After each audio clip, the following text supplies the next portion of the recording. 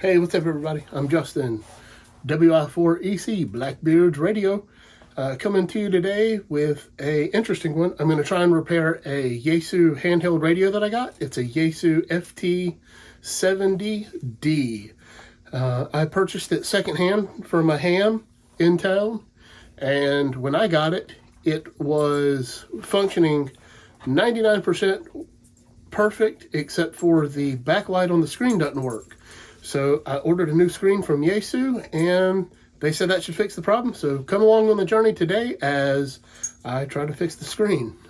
Wish me luck. I'm not great at these things, and this will be my first screen replacement. So stick with me for the ride, guys.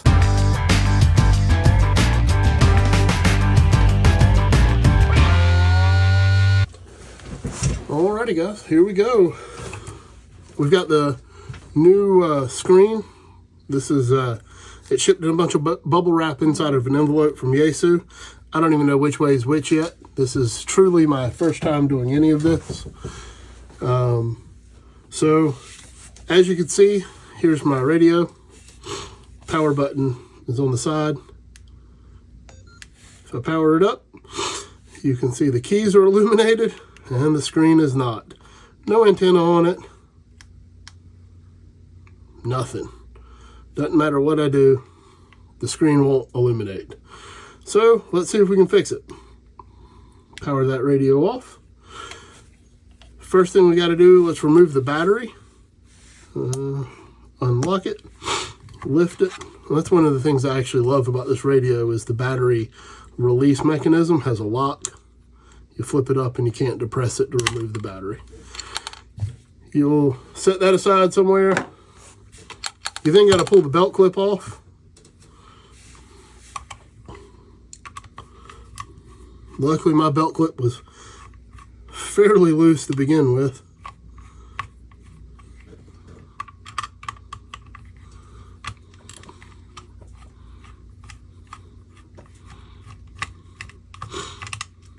So 2 screws hold it in, one on either side.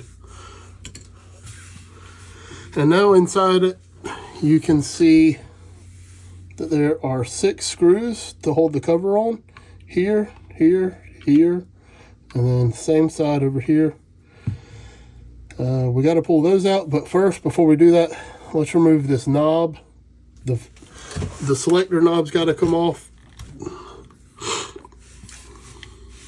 Not a big deal. We then have to remove that gasket. Pretty tiny. I'm looking for something I can poke it with. Stand by one. All right, I figured I'd actually try and get the right tool to do it with. I'm going to do it with a pick. And this is just a little gasket.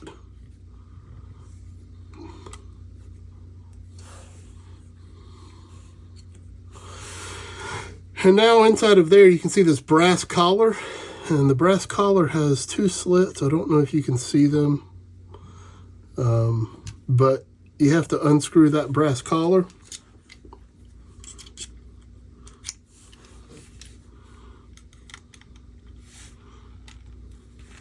Oh, and it's actually fairly easy to do.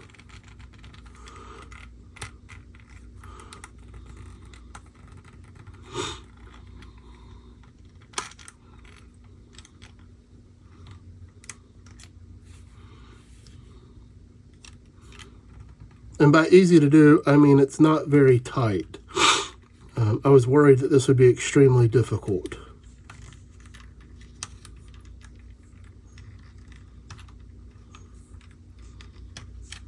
I think that's out. That's out.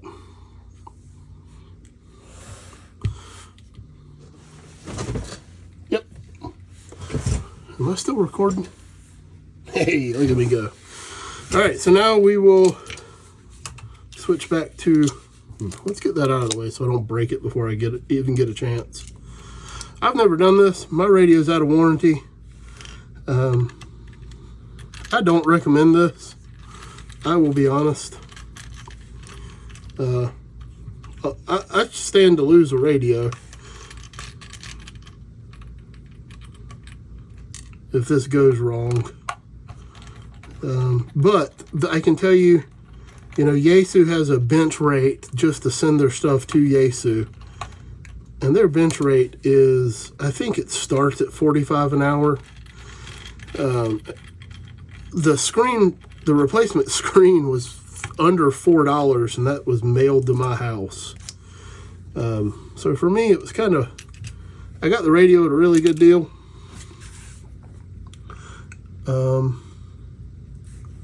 And since I got the radio at a good deal, I'm willing to risk the biscuit a little bit. I don't want to lose the radio, and I'm really hopeful that this works and I'm able to successfully do it. But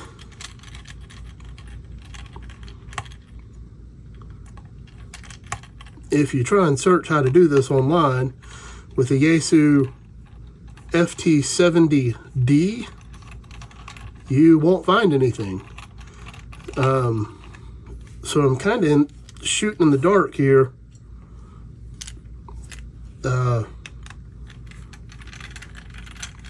Hoping I'm smart enough to kind of figure it out on my own.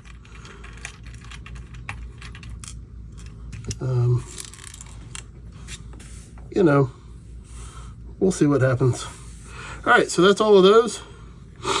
You can see this seam. It follows around the radio all the way around. So you kind of grab by the battery lock, and you're supposed to just kind of be able to wiggle it. Oh, there we go. And it separates. Oh, and you can see a gasket right here is also separating a little bit. And that's okay, the gasket has to come out as well. So we'll pull that off. And now we'll remove the gasket, being gentle, not to pry or pull anything that doesn't need to be pried or pulled, and so that we don't rip the gasket.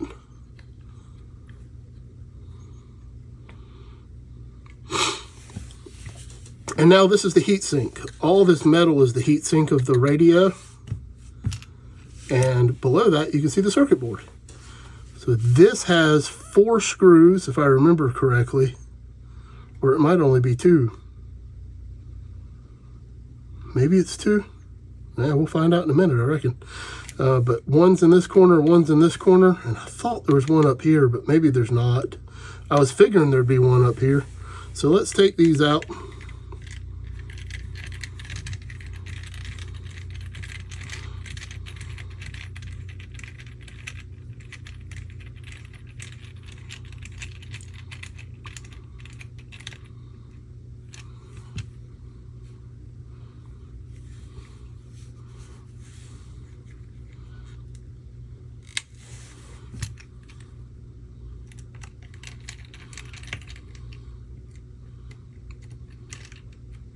It's loose, but it does not want to come out.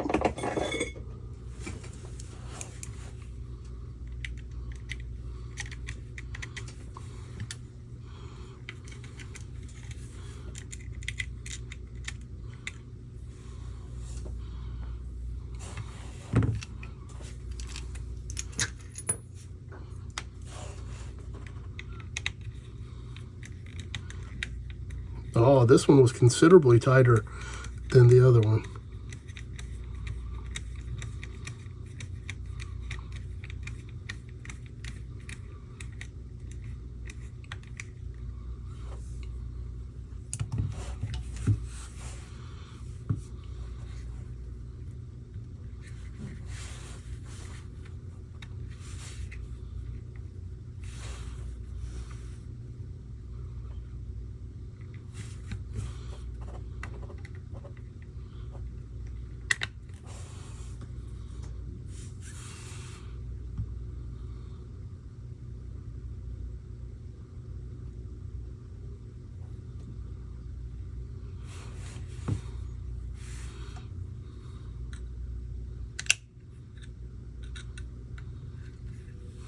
I put a pick in ever so slightly just here underneath these wings, and I pried, and it did not take much force at all to be able to move that. It was just kind of stuck on the keyboard. So once you can grab it with your fingers, you'll be able to slide it out. And now this is the inside of the keypad and the speaker. We don't need that. And now we're on to the screen.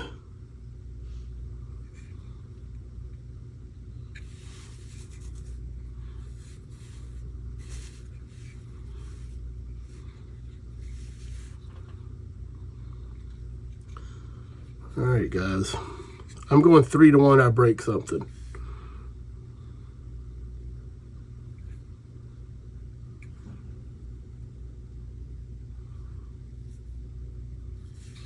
All right, I'm going to stop the video while I look at this to try and figure this out a little bit.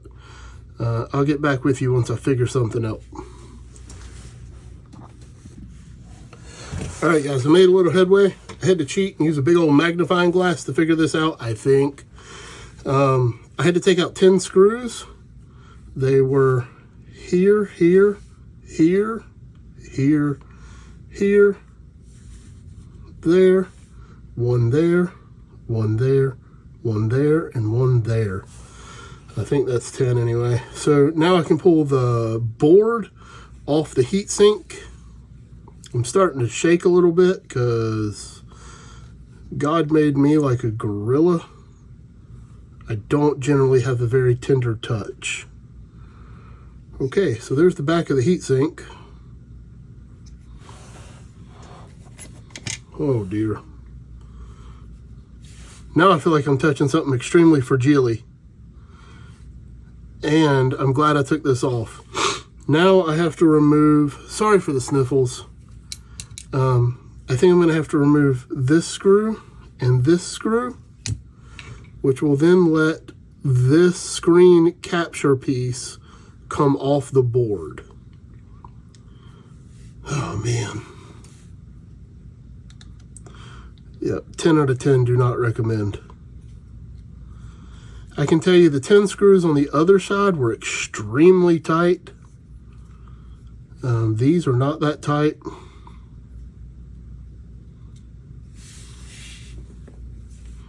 I'll separate those.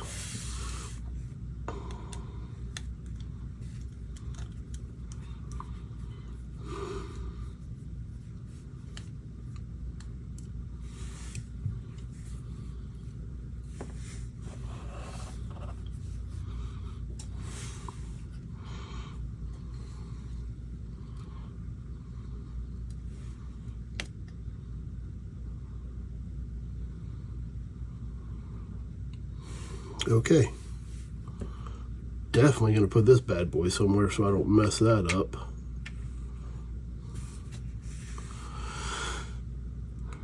Now to figure out how to get this out. If any of y'all know how this is done, man, I'd love for y'all to drop a comment in the video and tell me how dumb I am to be doing this. Because I feel like this is a lot to unpack for my first taking anything apart. I just got to figure out how to slide this screen out, and I feel like these clips are holding it in right here.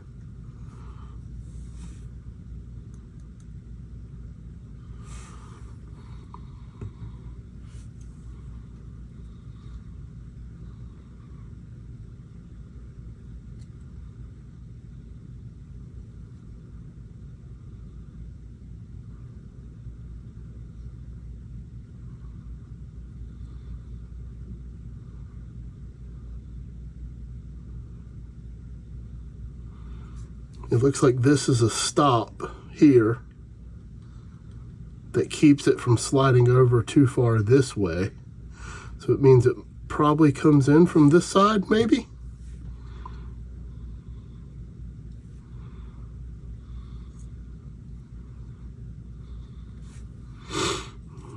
Weep. Guys, right about now is when I would say I would love it if y'all would drop a like, drop a comment, and please subscribe to my channel. There's a lot of y'all that aren't subscribed. It would help me tremendously grow the channel. That way more people get to see it. Because I can't be the only person that has this problem in the world.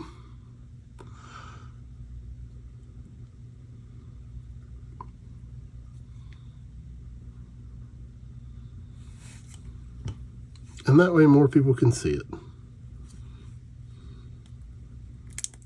Uh-oh.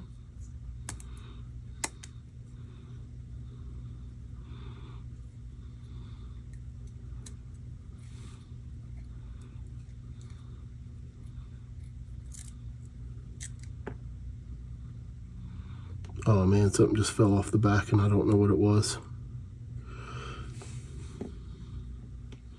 But I feel like that's probably important.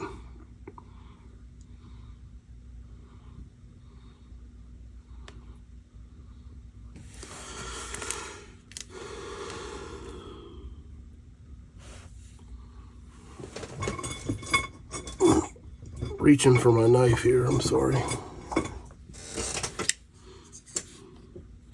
Thank you, Benchmade, for providing awesome products that are sharp.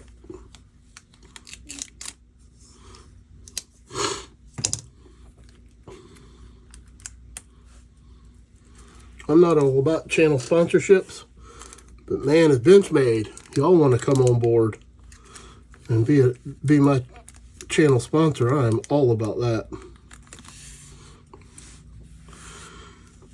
All right. Protective film on the back side. Probably means I shouldn't touch it, right?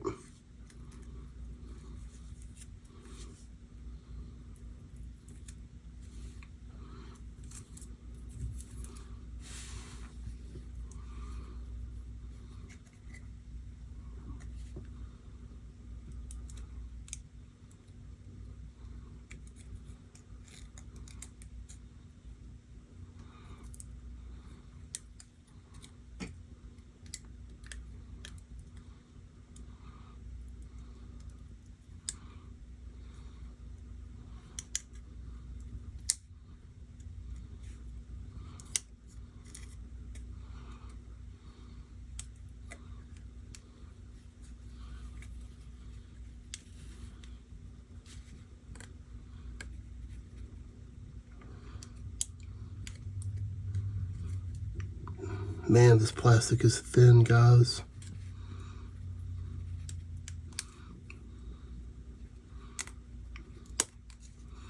All right, I just finagled with it and got it in there.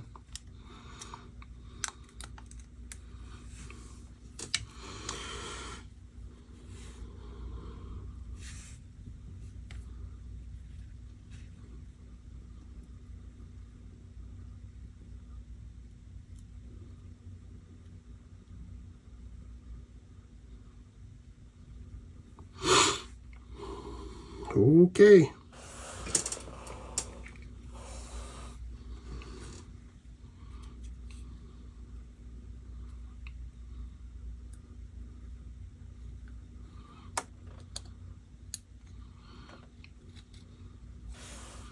Get it lined up.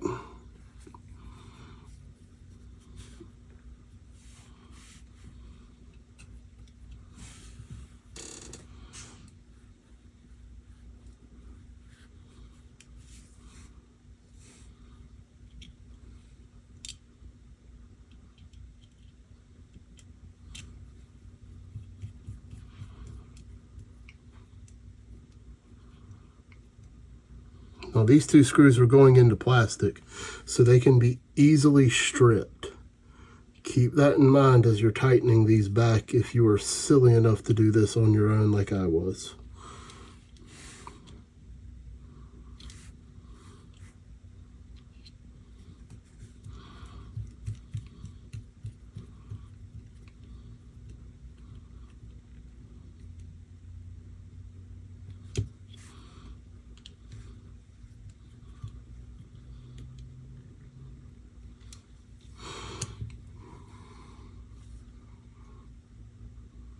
It's on there.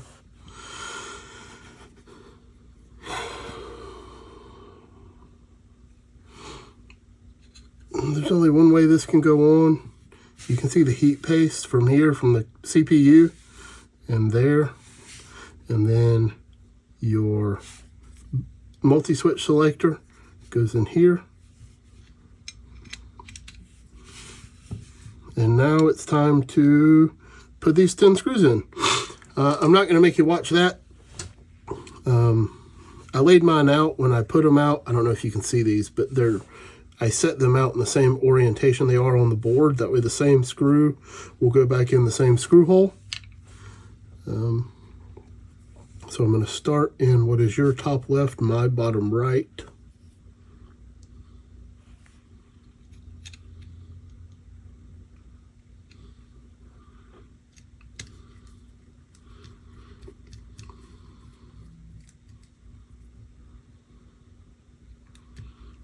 I'll secure that one, and now I will go to the opposite corner, and that way I can get the board secured and it's not floppy on either side.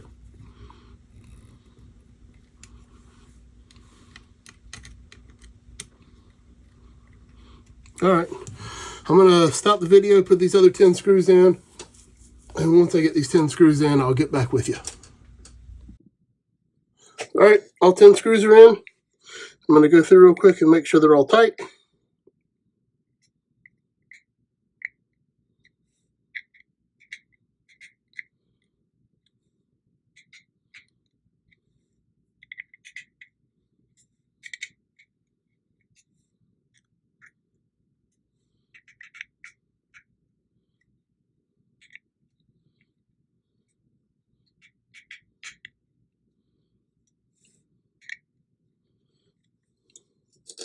All right, I can't remember where I started, so I'll do this one and this one more time. Okay, so now I should be back to assembly. I don't have any more screws laying around where I was. So now this will slide into here.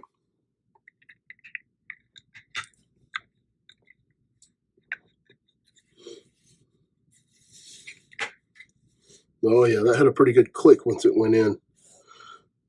I'll start with the gasket here. The way this felt, it felt like it'll be pretty intuitive to get it to go back into place the right way.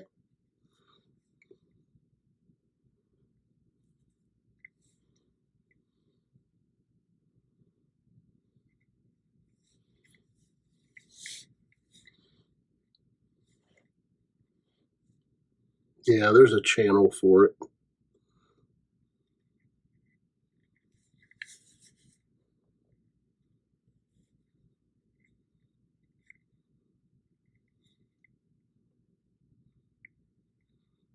So I'm just kind of taking my time.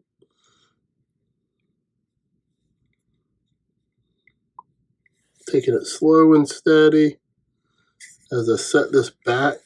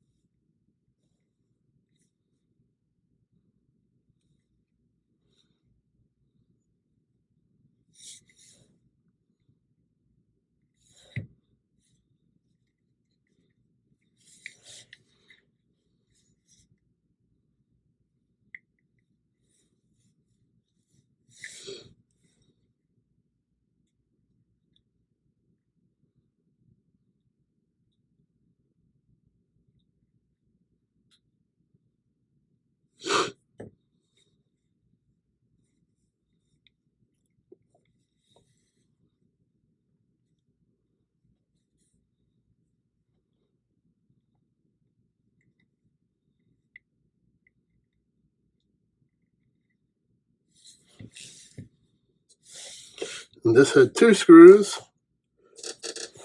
in it. And they were long, or longer.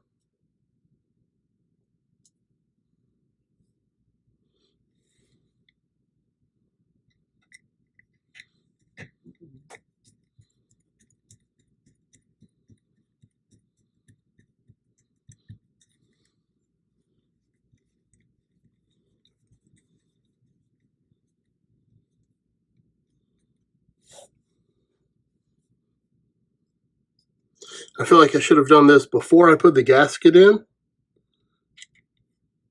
just because I can feel the screwdriver touch the gasket. And part of me wonders if that's the best thing for the gasket or not. Side note, my toes are hurting because I wear flip-flops and socks when it's cold outside. And even though we're at the beach,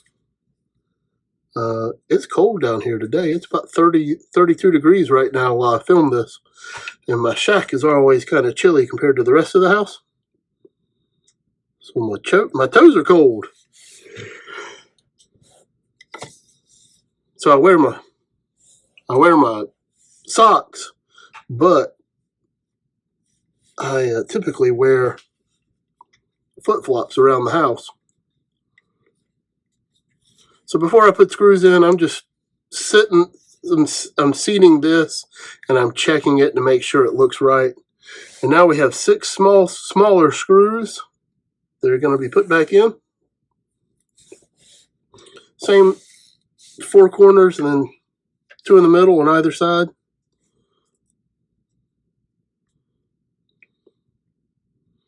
And these are going to be very hard for me and my fat fingers to do, that I don't feel very well out of.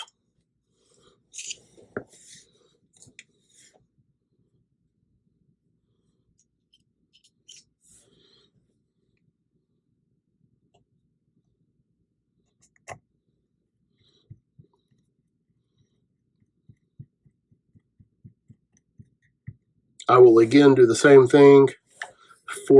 I'll do the opposing corners first.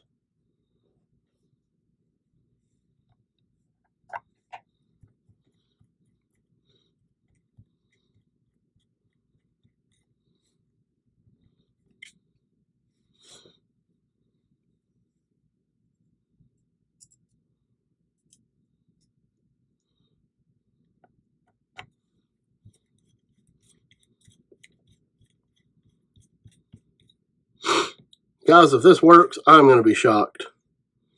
I'll be honest. I'm not trying to sell myself short, but I want you to drop a comment right now and say whether or not you think it's going to work or not work, because I have no idea, and I'm terrified it's not going to work. So comment yes or no for me. And also, drop a comment. Let me know. Do you think flip-flops and socks in your own home is okay? I'm not going out in public, but do you think it's all right to wear flip-flops and socks? Or do you see that and think, man, that guy is weird?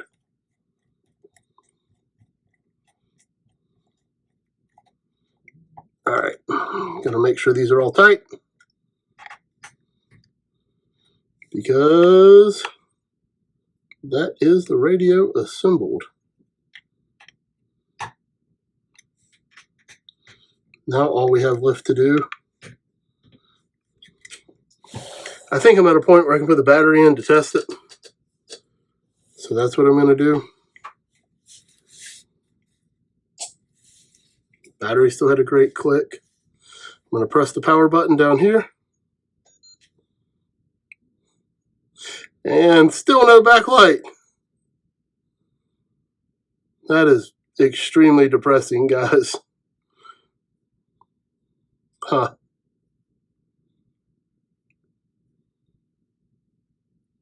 All right, I'm going to put the cap back on this bad boy. Let me take the battery out. I'm going to put the cap on it. And by cap, what I mean is the nut that goes around this. And then I'll put the gasket around that. And then I'll go into the settings and make sure I have the dimmer on all the way. And then I'll get back with you in 2 seconds. Well, guys, I even referred to my nifty manual to make sure I knew what I was talking about, or I was doing it right. Uh-oh. And as you can see, I still have no backlight. I'll just press a random button here. No backlight on the screen.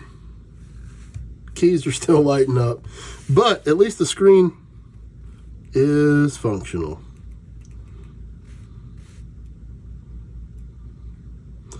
So I have that going for me, I guess. Let's make sure the radio still receives.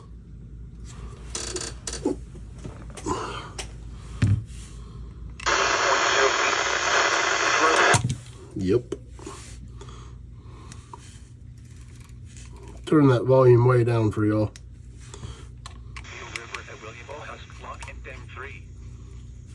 Until tomorrow evening. Impacts at 42.0 feet. Water levels will top the navigational lock and equipment must be removed.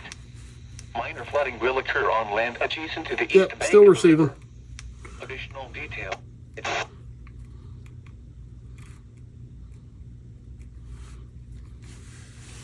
See if we can still hit the repeater.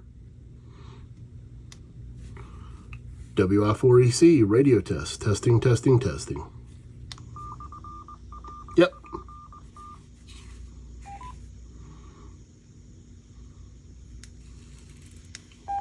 Still got into the club repeater.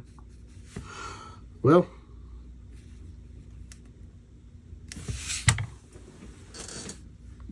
guys, obviously wasn't the results we wanted, but it was cool to see the inside of the radio.